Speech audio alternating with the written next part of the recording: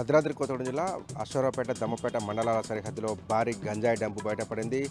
అక్రమంగా తరలించి తీసుకొచ్చినటువంటి గంజాయి డంపును రెండు మండలాల సరిహద్దులను పంట పొలంలోని కాలువలో దాచిపెట్టినటువంటి అక్రమార్కులు దానిపైన పామాయిల్ ఆకులను కప్పి దాచి ఉంచారు. ఇటీవల కురిసినటువంటి భారీ వర్షాల దాటికి పంట కాలువలోకి నీరు చేరడంతో ఆకులన్నీ ఎగిరిపోయిన తర్వాత ఆకులన్నీ కొట్టుకుపోయిన తర్వాత అందులో ఉన్నటువంటి గంజాయి బయటపడింది. దాదాపు 100 కేజీల పైబడినటువంటి గంజాయిని బయటపడడంతో స్థానికులు చూసి పోలీసులకు సమాచారం ఇవ్వడంతో ఘటనా స్థలానికి చేరుకున్నటువంటి పోలీసులు గంజాయిని స్వాధీనం చేసుకున్నారు. ఇది ఎన్ని కిలోలు ఉంటుంది, మార్కెట్ వాల్యూ ఎంత ఉందనేటువంటి అంశంలో విచారణ చేపట్టారు. దాంతోపాటే ఈ గంజాయి డంపును ఎవరు తీసుకొచ్చి ఇక్కడ పెట్టారనేటువంటి అంశంలో కూడా పోలీసులు విచారణ కొనసాగిస్తున్నారు. త్వరలోనే దీనికి సంబంధించినటువంటి గుట్టు మొత్తాన్ని బయట పెడతామంటూ అశ్వారావుపేటకు సంబంధించినటువంటి పోలీసులు తెలియజేస్తున్నారు. భద్రాద్రి కొత్తగూడెం జిల్లా పాల్వంచలోని కలెక్టరేట్ కార్యాలయం ఎదుట పీడీఎస్ ఆధ్వర్యంలో పెద్ద ఎత్తున ఆందోళన కార్యక్రమం చేపట్టారు.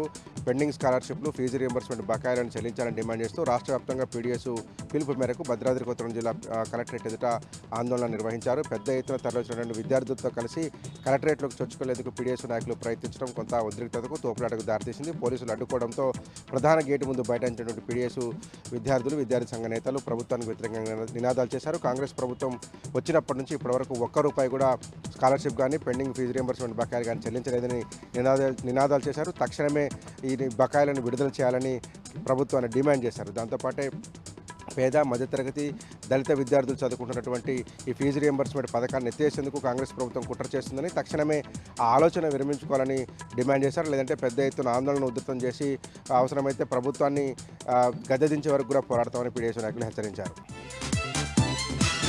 లేబర్ కోడ్లో తీసుకొచ్చినటువంటి యాక్ట్తో పాటు కాంగ్రెస్ ప్రభుత్వం తాజాగా తీసుకొచ్చినటువంటి 10 గంటల పని విధానాన్ని రద్దు చేయాలని డిమాండ్ చేస్తూ ఖమ్మం, అట్లాగే భద్రాద్రి కొత్తగూడెం జిల్లా వ్యాప్తంగా పలు చోట్ల ఆందోళన కార్యక్రమాలు నిర్వహించారు. సిఐటియు, ఏఐటియుసి, బీఆర్టీయుతో పాటు పలు కార్మిక సంఘాల నేతృత్వంలో ఈ ఆందోళన కార్యక్రమాలు కొనసాగాయి. 10 గంటల పని విధానాన్ని రద్దు చేయాలని డిమాండ్ చేయడంతో పాటు కొత్తగా కేంద్రం తీసుకొచ్చినటువంటి లేబర్ యాక్ట్ ఉన్నటువంటి 4 కోడ్లు కార్మికులకు వ్యతిరేకంగా ఉన్నాయని, ఇవి కార్మికుల పాలిట శాపంగా మారుతుందని, కార్పొరేట్ కంపెనీలకు దోచిపెట్టేందుకు కేంద్ర రాష్ట్ర ప్రభుత్వాలు ఏకపక్షంగా వ్యవహరిస్తున్నాయి, శ్రమ దోపిడీకి పాల్పడుతున్నారంటూ వివిధ వామపక్షాలకు సంబంధించినటువంటి కార్మిక సంఘాల నేతలు నినాదాలు చేశారు. తక్షణమే 10 గంటల పని విధానాన్ని అమలు చేసే విధంగా రాష్ట్ర ప్రభుత్వం జారీ చేసినటువంటి జీవోని వెనక్కి తీసుకోవాలని డిమాండ్ చేశారు. అట్లాగే లేబర్ యాక్ట్లో ఉన్నటువంటి 4 కోడ్లను రద్దు చేయాలంటూ పెద్ద ఎత్తున ఆందోళన కార్యక్రమాన్ని నిర్వహించారు. దీన్ని భవిష్యత్తులో కేంద్ర రాష్ట్ర ప్రభుత్వాలు వెనక్కి తగ్గకపోతే మరింత పెద్ద స్థాయిలో ఉద్యమిస్తామంటూ ప్రభుత్వాలను హెచ్చరించారు. ఇక ఖమ్మం వెలుగుమట్ల రెవెన్యూ పరిధిలో ఉన్నటువంటి వినోబాబాయ్ నగర్, అట్లాగే నవోదయ కాలనీకి సంబంధించినటువంటి నిర్వాసితులు ఖమ్మం కలెక్టర్ అనుదీప్ని కలిశారు. తమ గ్రామంలో, తమ ప్రాంతంలో ఉన్నటువంటి సమస్యలను ఆయన దృష్టికి తీసుకెళ్లారు. దాదాపు 6-7 సంవత్సరాలుగా ఇక్కడ నివాసం ఉంటున్నామని, అయినప్పటికీ కూడా మౌలిక వసతులు కల్పించడం లేదంటూ వారు కలెక్టర్ దృష్టికి తీసుకెళ్లడంతో పాటు పెద్ద ఎత్తున నిరసన తెలిపారు.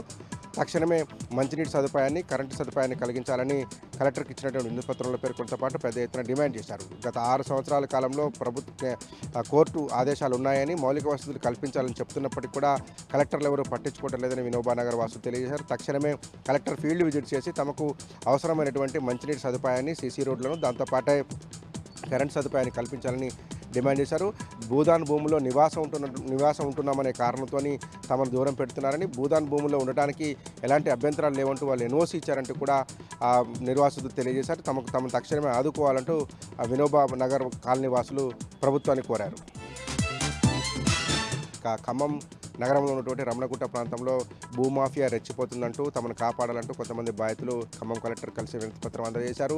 ఖమ్మం రమణగుట్ట ప్రాంతంలో 20-25 ఏళ్ల క్రితం అప్పుడున్నటువంటి ప్రభుత్వం ఒక ఎంపీ ద్వారా తమకు ఇళ్ల పట్టాలను మంజూరు చేసిందని, అదే పట్టాలను కొంతమంది రియల్ ఎస్టేట్ వ్యాపారులు మాఫియాతో కలిసి అవి ప్రైవేటు భూములంటూ దొంగ పట్టాలు సృష్టించి రిజిస్ట్రేషన్ చేశారంటూ ఆరోపించారు. కలెక్టర్ని కలిసి దానికి సంబంధించినటువంటి డేటా మొత్తం ఇచ్చి తమను ఆదుకోవాలంటూ విజ్ఞప్తి చేశారు. గతంలో పోలీస్ స్టేషన్లకు వెళ్ళామని, రెవెన్యూ అధికారులకు చెప్పామని, ఉపయోగం లేకుండా పోయిందని, కొంతమంది రియల్ ఎస్టేట్ మాఫియా వాళ్ళు స్థానికులతో కలిసి పేదలకు ఇచ్చినటువంటి ఎస్సీ, ఎస్టీ, బీసీలకు ఇచ్చినటువంటి ఇళ్ల స్థలాలను కాజేసేటువంటి కుట్ర చేస్తున్నారని, తక్షణమే ప్రభుత్వం ఇందులో కలిగించుకొని అక్రమార్కుల పైన చర్యలు తీసుకోవాలని, ఆ భూములను లబ్ధిదారులకు చేకూర్చే విధంగా చర్యలు చేపట్టాలంటూ వాళ్ళు ప్రభుత్వాన్ని డిమాండ్ చేశారు.